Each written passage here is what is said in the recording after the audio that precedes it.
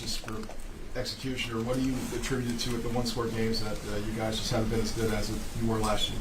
Yeah, I mean, you said it. Pretty much execution, just little things here and there. We're just not making winning football plays in certain moments. And if it goes down to the interception in the red zone that I throw, I mean, that's a 14-point swing. And so I feel like we've played better these last few weeks. But in this league, it's going to come down to one-score games. That's what Coach Reed preaches right when we start off training camp every single year. And it's about who executes at a higher level. And we haven't done that as a team throughout these first 6 weeks. How do you reconcile, being able to put 500 yards of offense up, but then, there are some of the mistakes that are costing you in big spots? Yeah, I mean, obviously there's positives on how we've progressed as an offense, but like I said, I think more than anything, it's about making winning plays. And so in years past, we might not have had so much success offensively, but we've made those winning plays whenever it's counted. And so I think that we have to get back to doing that. I mean, obviously we want the offense to continue to progress, but when we get in these high leverage, high intense moments, we gotta execute at a higher level, and that starts with me, and it kind of feeds throughout the rest of the team. You're pretty honest in saying that it's too many losses already for you guys. Just how do you view this week, this game with the line? Yeah, it's extremely important. I mean, there's no way around it. This is a really good football team that we're going to play.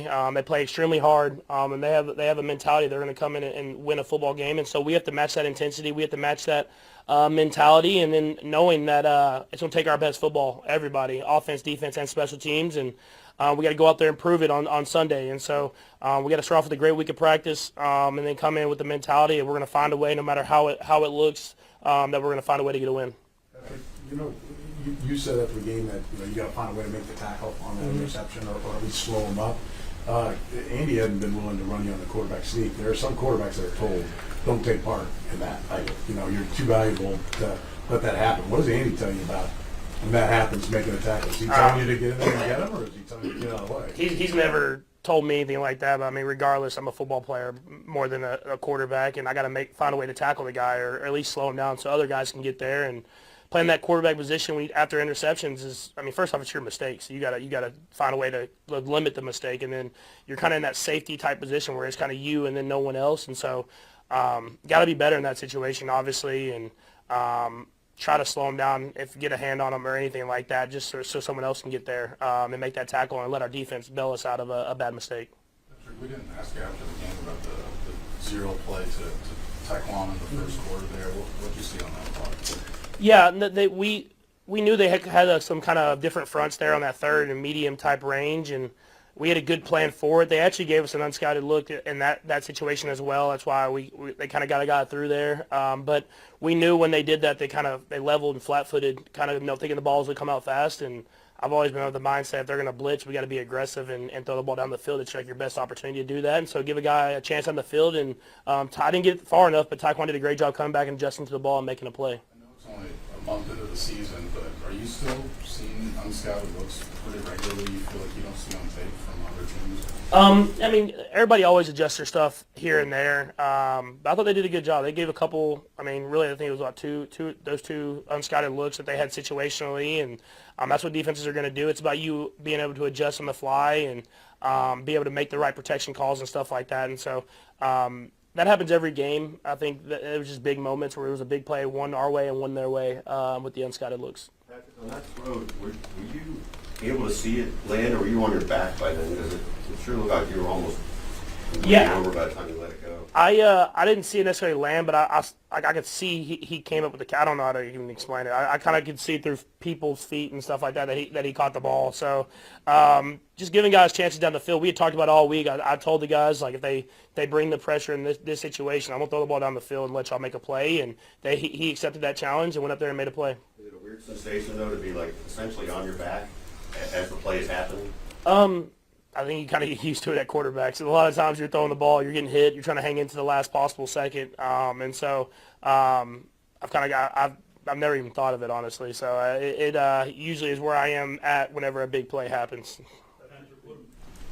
Patrick, what impresses you about Kelvin Shepard's defense that he's running, and a guy that's been a part of the school is Yeah, no, I think he does a great job of the game planning, kind of like we were talking about the unscouted looks, doing stuff that's specific to each and every team. He puts his guys in positions so they can play fast and play hard, and you can tell they respect him by how hard they do play. And so I don't know if that's being a former player or whatever it is, but he gets the best out of his guys, and so it'll be a great challenge for us. We got to match the intensity. We got to match the intensity of going up against a Detroit Lions football team and a Detroit Lions defense, and so it'll be a great challenge for us. You just talked about the intensity and everything, and earlier, the first game, there's talk about like, hey, you didn't have, the emotion and everything that you wanted.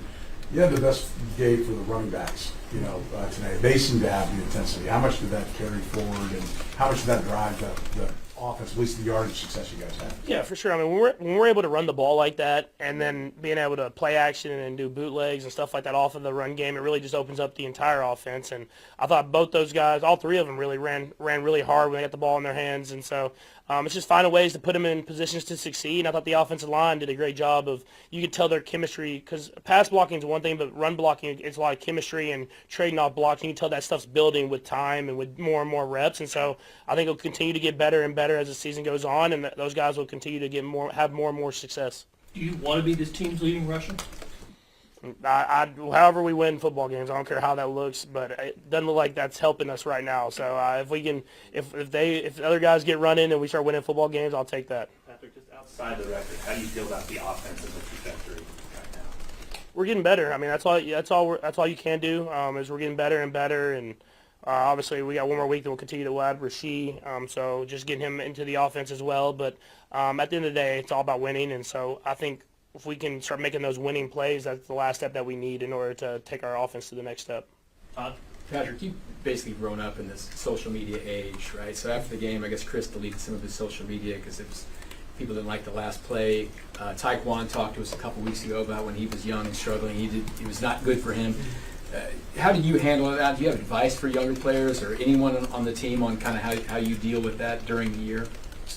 Yeah, I mean, it can be toxic for sure. I mean, being on social media and seeing stuff, but I mean, to me, at the end of the day, I know who I am, and I know the amount of work that I put in, and I can live with myself and live with the results. And so I feel like if you're putting in the work and you're doing whatever you can to leave everything on the football field, you can live with the results of a win-loss or whatever anyone has to say, because you know the type of effort that you're putting in every single day. And so stay off it as much as possible, and then if you are going to be on it, I would use it as motivation more than anything. Okay, thanks, Patrick. Thank you. Talk about right now. Everybody's going to go today. Look forward to the challenge of playing the Lions. Good football team. They're playing very well right now. Dan's done a nice job with that crew over the last few years here. So, but we look forward to the challenge. Look forward to playing at GEH Field at Arrowhead Stadium. So, time's yours. Coach, the decision to punt on the first drive on 4th and 2, you've been pretty aggressive. You've gone for it in that spot. What was your thinking on that one? Yeah, I just thought, it's subjective. So I thought it was the right thing to do at that time. We have been aggressive, but I thought field position would end up being a big thing in this, in that game. So I chose to do that. On the field position side of things, the penalties on special teams, that really did hurt you. Yeah, too much. I think kind of a theme, is there anything you can look at or, it's common theme there? Yeah, I always go back just to the basics. The angles that you take are so big on special teams. To put yourself in position to block, and and you're doing it in space, so you got to be very disciplined that you don't let your hands grab any cloth and so on. So you got to be real careful with that. So, but just the best way to do it is you go out and practice fast with it. That's what we'll do. Try to put guys in, try to get them where they get it the right angles and get in the right position. And what was your message or the coaching staff's message to Chris about that final play? Yeah, well, you can't think that the guy's down. I mean, you can't think that. You got to just play the play. He knows. I mean, he's been around this thing a long time, so that's really what it came down to. Yeah. On that, he deleted his social media. I mean, I know you're not coach on social media, but do you have any message to the guys in general about that? Because that is a big thing, with everybody. You can kind of get in your head and everything. Do you have any message to the guys in general or to Chris specifically about social media and everything that's out there? No. Andy, Is one of the biggest surprises through these first 5 games just the amount of like uncharacteristic self mistakes, self errors? We got to take care of that, Nate. That's something we got to fix, and it's getting us right now, and you can't do that. So again, best way to do it is you go out and you practice it and make sure you get yourself working on those things that have been causing the problems. Andy, what concerns you most about the Detroit Lions? They won 4 straight, the hottest team in the league. Yeah, well deserved too. I mean, they're playing good football, good solid defense, flying around.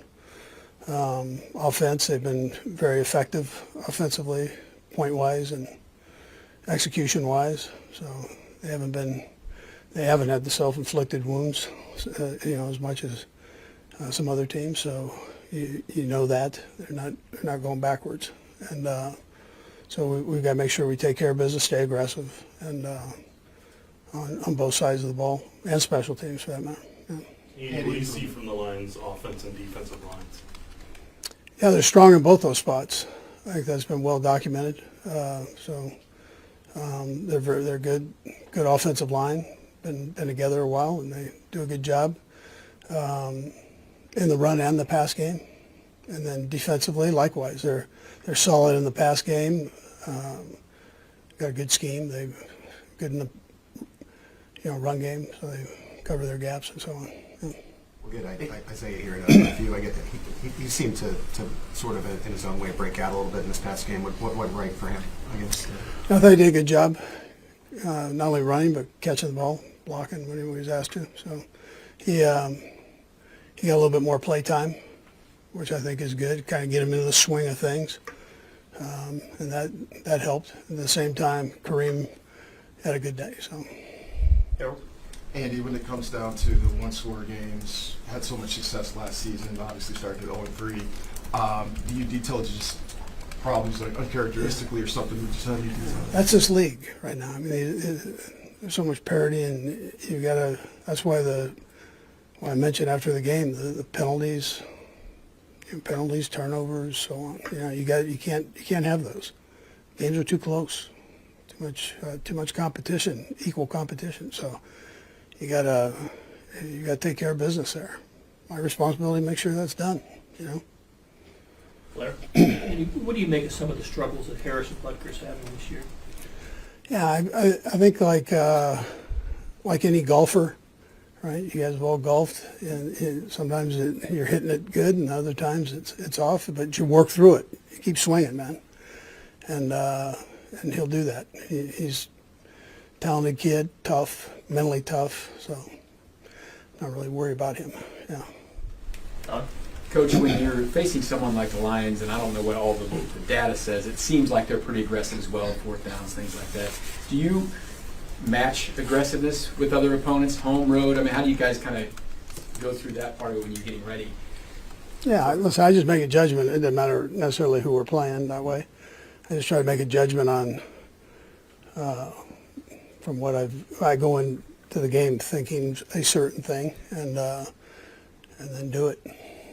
And then if there's one that I haven't thought about, probably still do it. The last two, Sarin and Sam Blitzer. Coach, I know you talked about Isaiah. Kareem had a pretty good day. The running game overall. Jacksonville came in, I think, 3-4 against the run. Was that maybe one of the messages? Was that like a challenge to those guys? Not necessarily from you, but just running backs in general, the offensive line, to make a statement? Yeah, their defense was ranked up there now. I mean, they're number one in a lot of categories, and the guys move the ball effectively, but the stat part doesn't matter. It's points. You got to score more than the other team, and we didn't get that done. But there were some good things that took place. The O-line did a nice job. The running backs did a nice job. But we've had a couple self-inflicted wounds there, and you can't do that. Sam? Maybe this is related, but you did put up almost 500 yards of offense. When you go back and watch it, and live version as well. What stood out to you most about the release of the live? Yeah. When we didn't have the issues, I thought the guys executed well. We had penalty And anyways, the interception, all those things that went on, it negates some of that. But overall, I thought our execution was pretty good.